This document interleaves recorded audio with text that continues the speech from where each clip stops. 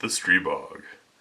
From this very early A1 to the more recent roller lock delay, if you will, A3, we've been a source of information for you on these guns because we love these things.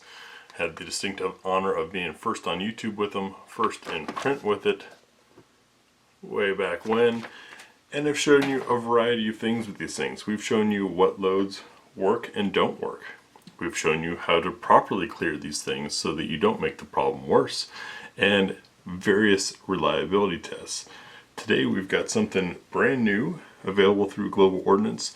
Pretty excited to share with you, tell you what that is and why it exists, coming up next on GBGuns. So one of the sort of constant or noisiest complaints about the Stribog has been with the mags. There were reports of some of them cracking back along here on these the weakest spot of really most magazines. Difficulty loading them to full capacity, all of that. We have 25, 26 different Stribog mags, and we've had one bad one out of that lot. But apparently we've been really lucky. It has happened to some folks. The cracking issue, people said, oh, it needs metal reinforcement. So Grand Power came out with these, where your feed lip actually is steel, and all that stress of holding the rounds in is steel pushing down around. People still said that these were tough to load and they caused feeding issues, and I can show you why. So we're looking at here are 6 rounds of Nosler Match, the most precision loaded and manufactured ammunition I've encountered to date, in a line on a planed piece of wood against a wall. And what you're noticing is there's a little bit of gap as you get towards the mouth of the cartridge where the bullet goes in. A little bit of gap starts there, and that's because 9mm is a slightly tapered cartridge, and when you get a bunch of them stacked in a row, that gap causes problems as the magazine pressure wants to push the mouth of the cartridges together and leave the back end open. A more extreme example can be seen with AK mag 7.62x39, and this curve is what happens because it is a very tapered cartridge. This is why famous submachine gun magazines like the Mark IV Sterling here or the MP5 have a curve to them to make it a little bit easier to stack the rounds. Because obviously straight stick mags like the M31 Salami from World War II, the Colt submachine gun mag, and most definitely the Glock mag are impossible and could never work. So here's the news. Now in from Grand Power via Global Ordnance, you can get curved Stribog mags. They've updated the material a little bit. It looks a little bit darker. The texturing, of course, has changed. And for all those who complained about the stick mags, you can now get a curved mag. Now the advantages of the curved magazine definitely are still there. In fact, if I zoom in a little bit, hopefully the camera will catch, you can see that this stack, and these both have 25 rounds of Nosler in them,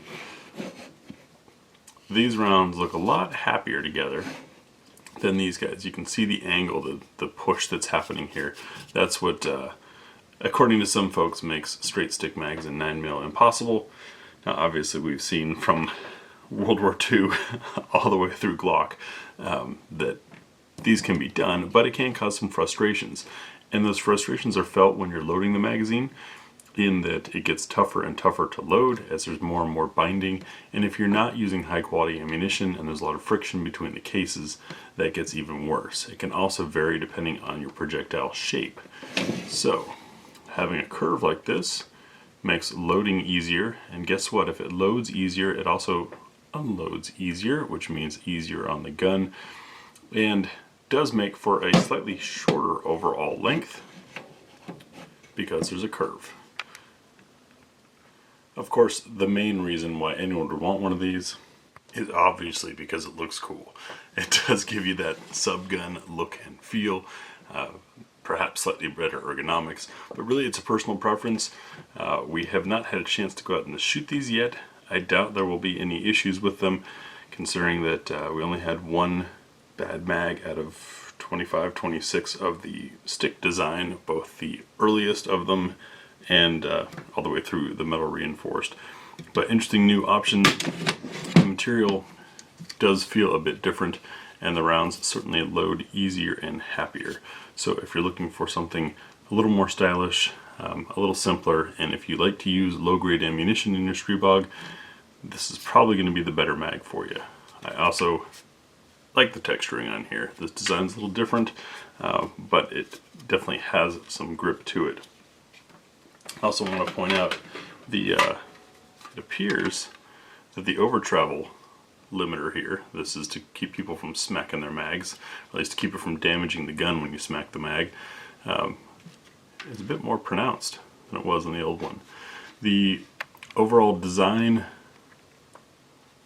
up top looks about the same. Obviously the followers now bias the other direction since these both have 25 rounds, but yeah, it looks like we're a little more open on the front to aid in reliability with various projectile shapes. If you haven't seen our test where we ran 27 different loads through the Stribog, you should see that. That'll let you know what runs and what doesn't, at least of the 27 loads of ammo we could find. But pretty cool update in style, function, feature, and options for the Stribog with the new curved magazines available through Global Ordnance. Thanks for watching.